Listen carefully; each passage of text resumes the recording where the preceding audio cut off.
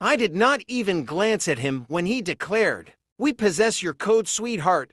The room froze. His voice, Mr. Harrison's smooth, confident sound echoed off the glass walls of the boardroom. The same tone that once praised me for every success, every problem solved. But this time, he was not praising me. He was claiming my work. My fingers rested on the file folder before me. Calm, steady, the kind of composure you find after you have already seen the attack coming. When I first joined this corporation, I trusted him. He said I was the future, said I had that rare mix of logic and drive. He gave me a team, 5 people, others dismissed, and I transformed them into the highest achieving division in the entire company. We engineered systems that saved millions. I stayed late, missed holidays covered for him when he failed to deliver numbers to the executive board. Each time promotion season arrived, he would smile and say, "Next year, kid."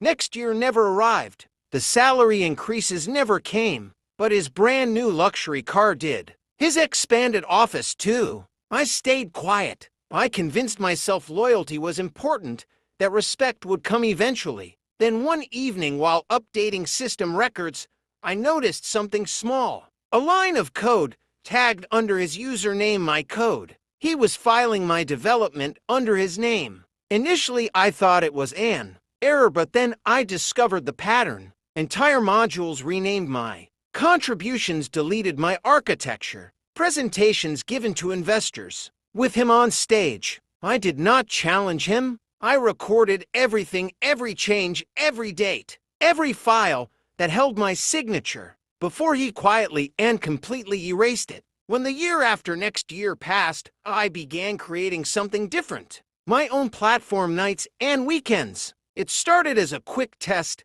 then a working model, then a final product. By the time it gained momentum, my software was operating in 3 mid-size firms and a government trial. When we finalized our first significant investor funding, I thought maybe this was the justice I had hoped for. But justice rarely comes easily. The following morning he called an urgent board meeting claiming a conflict of interest. I recognized the look in his eyes before he spoke. Cornered arrogance masked his power. He pushed a folder across the table, official legal paper. The words "intellectual property violation" were stamped across it. He grinned. "Your side project, it is ours. Everything you constructed while employed here belongs to the company." I remained silent. The corporate lawyer next to him, Mr. Chen, nervous and overly polished, waited for me to panic. I did not. I smoothly pushed my own file forward. "You might want to review my employment offer letter." He waved it off. "Our agreements are standard."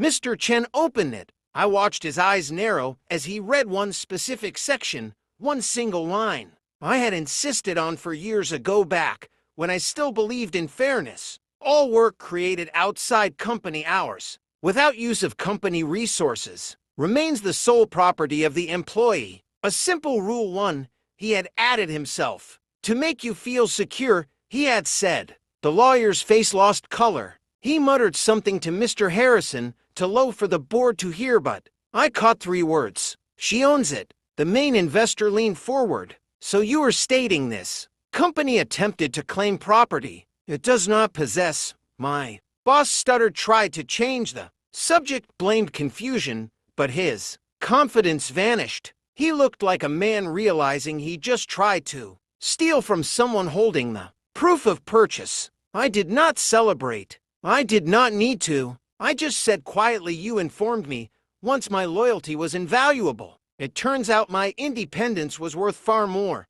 The main investor stood. "We are finished here." He did not lose his position immediately. Men like him never do. They fail slowly. Within months, investors withdrew their capital. My former team resigned and joined my new venture. By the time the final financial reports were published, he was already gone. No goodbye message, no public notice, just erased. I built something true after that, something that could not be taken. Sometimes I still see his name in old news articles, buried under stories of corporate shifts and failed businesses. I do not read them. I do not need to. Because revenge was not the moment he turned pale in that boardroom. It was every line of code I wrote after leaving. Every decision that reminded me I did not need permission to achieve success. He called me sweetheart once. Now every headline that mentions my company carries my name and my name only. And that, I believe, is the sweetest reward.